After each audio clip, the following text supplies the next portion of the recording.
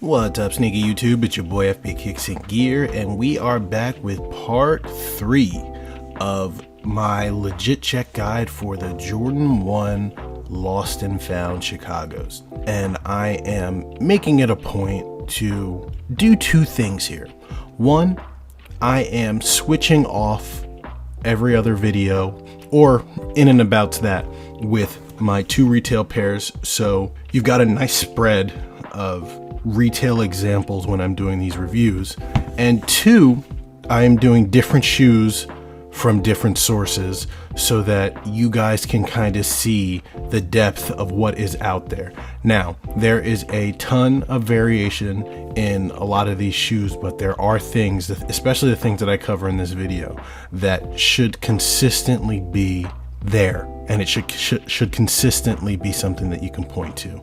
So that's what we're gonna do.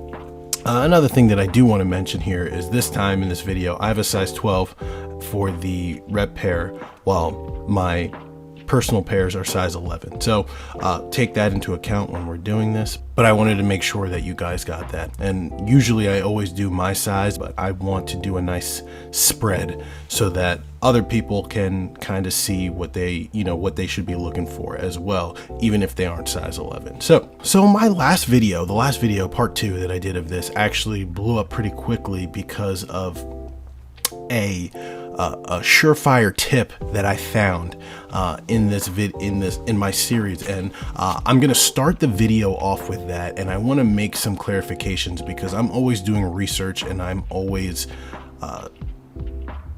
trying to get more information so that I can keep you guys informed. So if you haven't watched my last video, part 2 of the legit checking series, please go watch that. But I pointed out a very, very, very specific tell in being able to identify if the pair you're looking at is 100% authentic. And that tell is this. On the back of the tag here, the Nike Air tag on the tongue, there is text, and in that text you can see made in China at the bottom. And I point out that for authentic pairs, there is always a little point at the top of that A.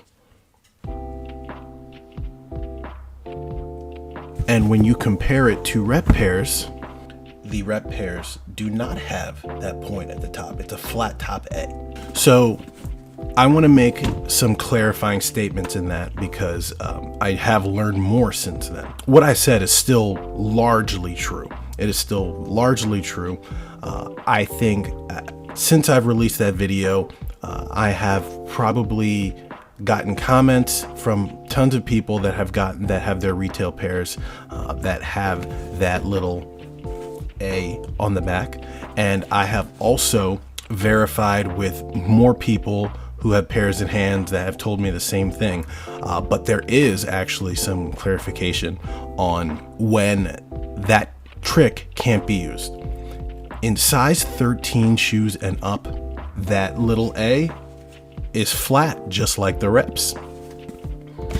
So you may actually see a flat A on a authentic pair, but all of the examples that I have seen are sizes 13, 14, and 15.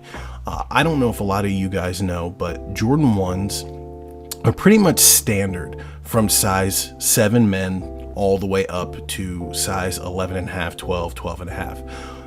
Things change when you get to size 13 because the tongues get bigger and the tags get bigger in regards to that. So whatever they do to adjust for that size, there's usually some kind of difference. We've talked about it actually in the fragment lows and how you have that little gap in between the side tag and the Nike Air tag. Long story short, weird things happen with the tongue tag when you go up in size. So I haven't seen a single pair yet that has that a pointed A on a size 13 and up. So please don't hold that true for all sizes. Luckily for you, there are not many places you can get reps that are size 13 and up. They usually top out at about size 12. That's good for the people that want to buy authentic pairs in larger sizes. But needless to say, it is not 100% for all pairs. I think I may have seen one possible example of a flat A on a size 8.5, but I'm not 100% sure. I didn't get close pictures and I'm still waiting on follow-up from that. But every other pair that I've seen, from a size 7 all the way up to a size 12, 12.5, they have the pointed A. Toddler sizes and GS sizes do not have the pointed A. They are made in Indonesia, and they do a different thing with the tag. I'm sure it has to do with sizing as well, but sizes 7 men all the way up to size 12, you know what to look for. So I'm not going to bury the lead. It's still the case here. You see the size 12 rep does not have the pointed A when it should. And while we're actually talking about the shoes, we'll do a quick 360 of the rep. By the way, guys, if you want to see more pictures of this specific shoe, head over to LG Rose on Instagram. They're gonna have a ton of detailed pictures of the shoes so that you can do your own research. You can see the different features.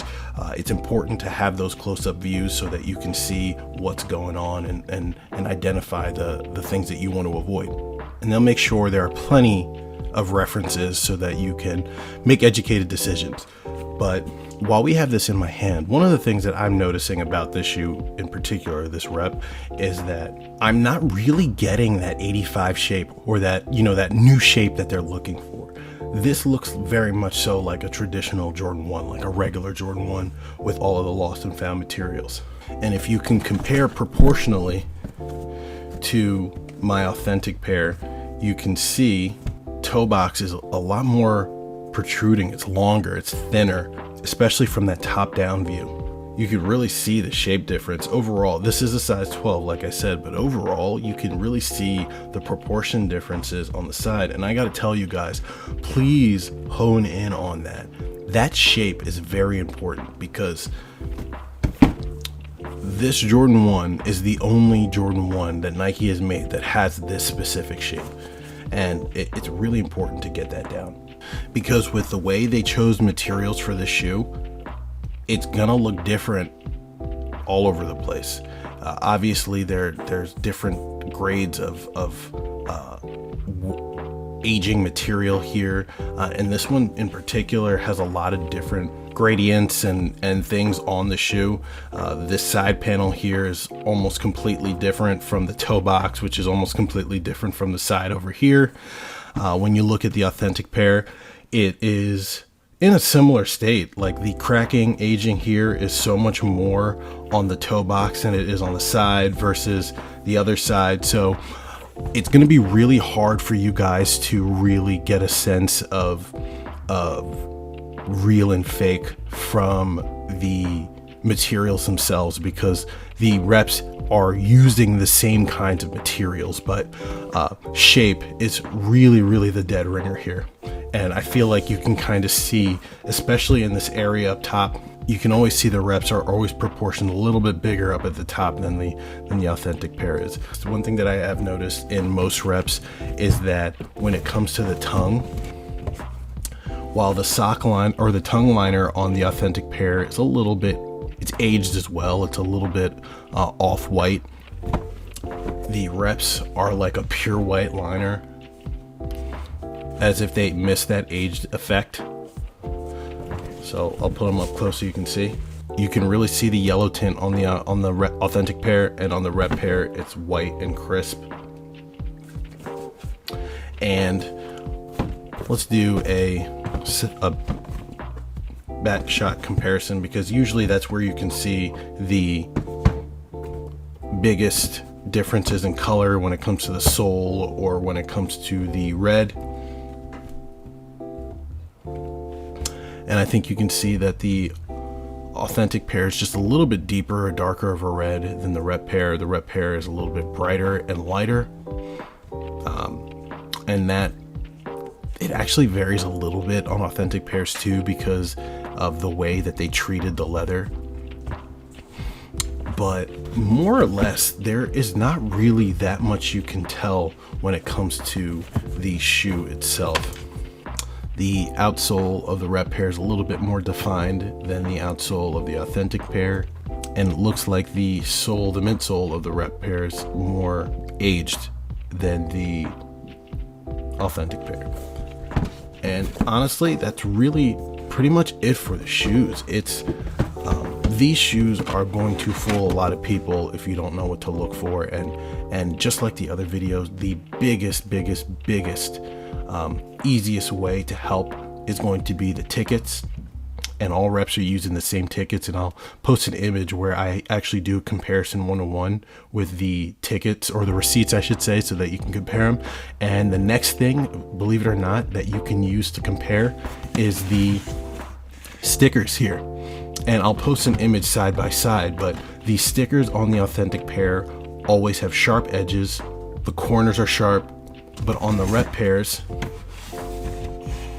rounded edges, rounded corners, you'll be able to see. And I'll make sure I have an image that is spliced up right next to each other so you can see what I mean. So look for those things, because the shoes will not be able to tell you the whole story. But either way, please be careful, do your research. These shoes will fool a lot of people. They are legit checkable if you know what you're looking for, but they will fool a lot of people. So look for those tips, guys. And just so I can remind you guys, this will be where you can find all of the reference pictures you need for these shoes, detailed pictures of all the relevant details, so that you guys can do your own research and make your own decision. So with all that said, guys, I'll see you in the next one. Peace.